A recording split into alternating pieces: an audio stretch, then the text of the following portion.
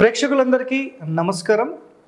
గత ఎపిసోడ్లో ప్రధాన ద్వారానికి ప్రధాన గేట్కి సంబంధించిన వేదల గురించి మనం తెలుసుకున్నాం. అంటే డోర్ ఆపోజిట్ కానీ లేదంటే గేట్ ఆపోజిట్ కానీ ఏదన్నా పిల్లర్ ఉన్నా లేదంటే స్తంభం ఉన్నా లేదంటే మూలపడిన గేటు మూలపడిన ఇలాంటి వాటి గురించి డిస్కస్ చేసేసాం.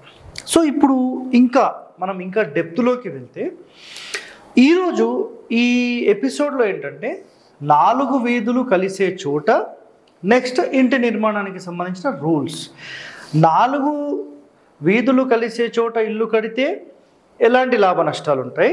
నెక్స్ట్ సెకండ్ ఏంటంటే ఒక ద్వారానికి సంబంధించి ఒక ఇంటికి సంబంధించి అసలు అపోజిట్స్లో ఎలాంటి వేదలు ఉంటాయి, ఎలాంటి లాభ నష్టాలు ఉంటాయి అనేది మనం ఒకసారి డీటెయిలింగ్గా వెళ్దాం. ఎందుకంటే అసలు ఒక ఇంటికి సంబంధించి ఎన్ని కండిషన్స్ ఉంటాయి. ఒక ఇంటికి సంబంధించిన అపోజిట్స్లో ఒకవేళ గుడి ఉంటే ఎలా, ధ్వజస్తంభం ఉంటే ఎలా, వీధులు ఉంటే ఎలా, ఎదురు వాళ్ళ ఇంటికి సంబంధించిన డోర్ ఉంటే ఎలా. సో ఇలా ఎన్నో ప్రశ్నలు చాలామందిని వేధిస్తాయి. ఇలాంటి ఒక స్పెషల్ ఎపిసోడ్ అనేది ఈరోజు వరకు కూడా ఏ ఛానల్లో కూడా చేయలేదు. సో వీటికి సంబంధించిన డీటెయిలింగ్ టోటల్ ఎపిసోడ్స్ ఒక 4 నుంచి 5 వరకు వస్తాయి. సో మీరు ప్రతి ఎపిసోడ్ అనేది చూడండి. ప్రధాన ద్వారానికి సంబంధించి కనీసం అంటే కూడా ఒక 200-300 కండిషన్స్ ఉంటాయండి. నిజంగా సార్ మీరు అసలు ఇన్ని గణం ఎక్కడ తీసుకున్నారు అంటే మీరు సింపుల్గా చెప్తానండి. గాయత్రి వాస్తులు ఇవన్నీ చాలా కండిషన్స్ ఉన్నాయి. ఇంకా కొన్ని కండిషన్స్ మనకు ఎక్కడ దొరుకుతాయంటే సమరాంగణ సూత్రధారంలో దొరుకుతాయి. సమరాంగణ సూత్రధారాన్ని దానిలోని కాన్సెప్ట్స్ని ఇవన్నీ తీసుకొని ఎన్నో తెలుగు పుస్తకాల్లో మన తెలుగు వాళ్ళు మనకు అందించారు. సో అంత గొప్ప వాళ్ళు మన తెలుగు. సో ఇప్పుడు ఇక్కడ కాన్సెప్ట్స్ చూడండి. కొన్ని మీకు సింపుల్గా ఇందులో కొన్ని కండిషన్స్ చెప్తాను. ఇంకొక ఎపిసోడ్లో ఇంకా డీటెయిలింగ్గా వెళ్తాం. ఓకే. సో ఇక్కడ కండిషన్స్ 4 వీధులు కలిసే చోట ఇంటి నిర్మాణము అన్నారు. సో ఇక్కడ ఒకటే గమనించండి. ఇదొక రోడ్, ఇదొక రోడ్, ఇదొక రోడ్, ఇదొక రోడ్. సో ఇవి 4 వీధులు కలిసే చోట అంటాం మనం. ఓకే. సో ఇలాంటి దగ్గర మీరు ఇంటి నిర్మాణం చేస్తే ఒక సాధారణ ఇంటికి, ఒక సాధారణ మానవ గృహానికి ఇది పనికి రాదు అనేది శాస్త్రం చెప్పబడింది. కేవలం రాజులకు ఇది పనిచేస్తుంది, పబ్లిక్ బిల్డింగ్స్కి ఇది పనిచేస్తుంది, పబ్లిక్ ఎక్కువగా తిరిగే ఒక కమర్షియల్ కాంప్లెక్స్ లాగా ఉంటే ఇది పనిచేస్తుంది, వాళ్ళకేమీ కాదు. ప్లస్ ఎలాంటి బిజినెస్ సెంటర్స్కైనా ఇది పనిచేస్తుంది. కానీ ఒక సాధారణ మానవ గృహానికి ఇలాంటి రోడ్ ఉంటే చాలా డేంజర్. అది కూడా ఏదో ఒక చిన్న గల్లీలో ఉందండి అంటే ప్రాబ్లం లేదు. కానీ పెద్ద పెద్ద రోడ్స్ ఉండే దగ్గర ఎప్పుడూ హైవే రోడ్స్, నేషనల్ లేదంటే పెద్ద పెద్ద వీధులు ఉండే చోట, టౌన్ సిటీస్ లాంటి ప్రాంతాల్లోనేమో ఈ వీటికి సంబంధించిన దోషం అనేది చాలా తీవ్రంగా ఈ ఇంటిలో ఉన్న వాళ్ళకి కలుగుతుంది. సార్ దీన్ని సింపుల్గా పరిష్కారం చెప్పండి. ఒకటంటే నేను ఇక్కడికి కట్ చేసి దీన్ని షాప్స్ చేసేసి ఇక్కడ నుంచి ఇల్లు కట్టుకుంటే సింపుల్ అయిపోయింది. చాలా సింపుల్ రెమెడీ. ఎవరికైనా ఛాన్స్ ఉంటే అలా చేయండి. లేదు ఒకసారి మీరు ఎవరినన్నా వాస్తు వాళ్ళని పిలిపించి ఒకసారి అడగండి, మీకు ఏమైనా మంచి సలహా ఇవ్వచ్చు. సో సింపుల్ పరిష్కారం. ఇలా ఎన్నో పరిష్కార మార్గాలు మన దగ్గర ఉన్నాయండి. ఓకే. నెక్స్ట్ అయితే 4 వీధులు కలిసే చోటను ఏమంటారంటే చతుర్వము అంటారు. చతుర్వం, ఇది చతుర్వం. ఓకే. సో దీనివల్ల నష్టాలు ఏముంటాయంటే ఈ ఇంటి లోపల నివసిస్తే సేవాజనకము వలన కష్టాలు. అంటే ఇక్కడ మీ దగ్గర పనిచేసే వాళ్ళందరూ మిమ్మల్ని నరకయాతన పెడతారు. సో ఇది క్లియర్ కట్. నెక్స్ట్ ప్రవాసాలు కలిగించును. అంటే ఇంట్లో ఉండే వాళ్ళు ఇక్కడ ఉండరు, ఎప్పుడు తిరగడమే. అంటే ఇక్కడ వీళ్ళు కావాలని తిరగడము అనేది కాదు. ఇక్కడ ఆటోమేటిక్గా ఈ యొక్క దోషం అనేది అక్కడ నివసించనివ్వకుండా చేసేస్తుంది, లేదంటే ఇంకో చోటికి మూవ్ అయ్యేలా చేస్తుంది. మీ అదృష్టం బాగుంటే మూవ్ అయిపోతారు, అదృష్టం బాగుంటే తిరుగుతూనే ఉంటారు. అక్కడికి ఏదో పని, ఇక్కడికి ఏదో పని, ఎప్పుడు ఏదో పంచాయతీ ఇట్లా అన్నమాట. నెక్స్ట్ ఒకవేళ మన ప్రధాన ద్వారానికి గేట్కి ధ్వజస్తంభం అడ్డుగా ఉంటే, ఓకే.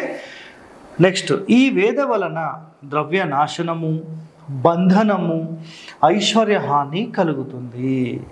సో ధ్వజస్తంభము అంటే టెంపుల్కి సంబంధించిన ధ్వజస్తంభాలు ఉంటాయి కదా, ఇట్లా ఒక పెద్ద టెంపుల్ ఉందనుకోండి, ధ్వజస్తంభం అడ్డులోనే మనం ఉండొద్దండి. అసలు టెంపుల్ అనేది వెరీ వెరీ పవర్ఫుల్. అసలు ఎందుకు దేవాలయాలు అంత పవర్ఫుల్ అంటే పూర్తి ఆగమ శాస్త్రాలను ఆధారితం చేసుకుని స్థాపత్య వేదాన్ని మొత్తం దాని యొక్క ఇంప్లిమెంటేషన్ చాలా ప్రాపర్గా సెట్ చేస్తారండి. ఆగమ శాస్త్రాల టోటల్ అధ్యయనం చేసిన వాళ్ళు స్థాపత్య వేదంలోని రహస్యాలన్నీ తీసుకొని ఒక పదమండలి గణితం చేసి వాటిని అక్కడ సెట్ చేస్తారు కాబట్టి వెరీ వెరీ పవర్ఫుల్గా ఇది ఉంటుంది.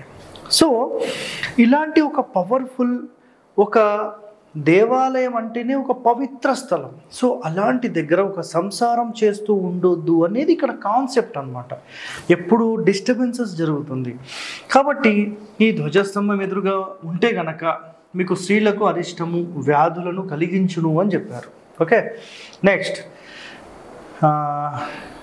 దేవాలయం ఉంటే వినాశనమే అని చెప్పేశారు. దేవాలయం ఉందనుకోండి ఇట్లా ఆపోజిట్లో చాలా డేంజర్.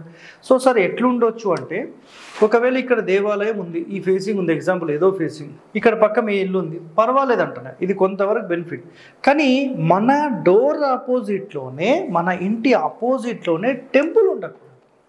ఓకే, నెక్స్ట్ దీనికి సపరేట్ రోడ్ ఉంది సార్, మేము ఇట్లా వెనకాల ఈ టెంపుల్కి వెనకాల ఇంకో రోడ్ ఉంది, దాని వెనకాల ఉండొచ్చా అంటే ఇది సెకండ్ ఆప్షన్.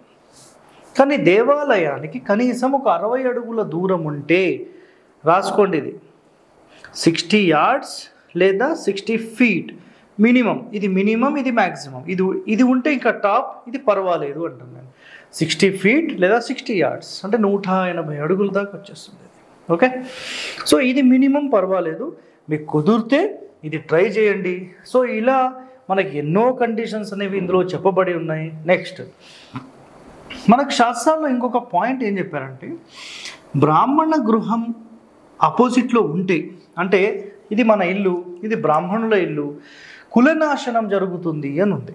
అసలు శాస్త్రాల్లో ఈ బ్రాహ్మణులకు సంబంధించి ఎందుకు కాన్సెప్ట్ వచ్చింది అంటే బ్రాహ్మణులు ఎంతోమందికి మేలు చేయడం కోసం వాళ్ళు ఎంతోమందికి సంబంధించిన మైనస్ పాయింట్లను కూడా స్వీకరిస్తారు.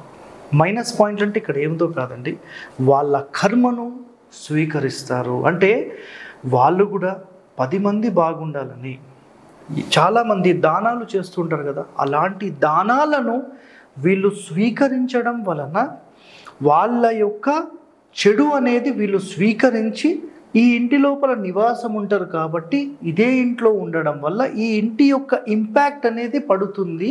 కాబట్టి బ్రాహ్మణ గృహాలకు ఉండొద్దు అని వాళ్ళు చెప్పడం జరిగింది.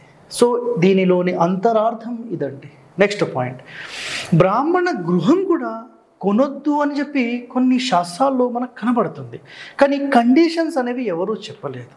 నేను ఇందాక మీకు చెప్పిన కండిషన్ కనుక మీరు చూస్తే వాళ్ళు ఏదైతే ఆ స్వీకరించడం ఉంటుందో ఆ ఇంట్లో ఉంటున్నారు కాబట్టి అదంతా ఆ ఇంటికి వర్తిస్తుంది. కాబట్టి బ్రాహ్మణ గృహాలను కొనొద్దు అని చెప్పారు.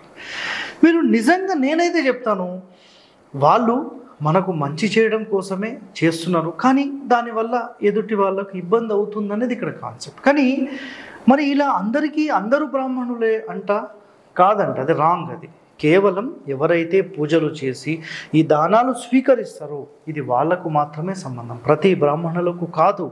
కాన్సెప్ట్ అనేది మీరు తెలుసుకోకుండా ఇష్టం వచ్చినట్టు మాట్లాడకండి.